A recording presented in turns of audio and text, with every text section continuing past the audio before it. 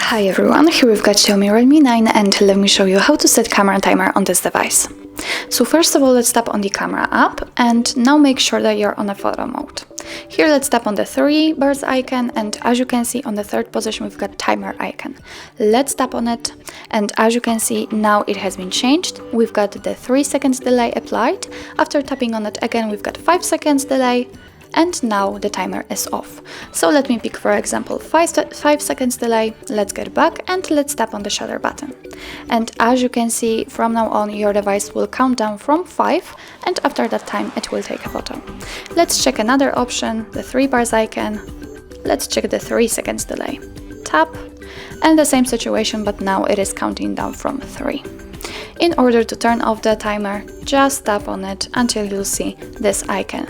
And as you can see, now your camera is taking photos right after touching the shutter button.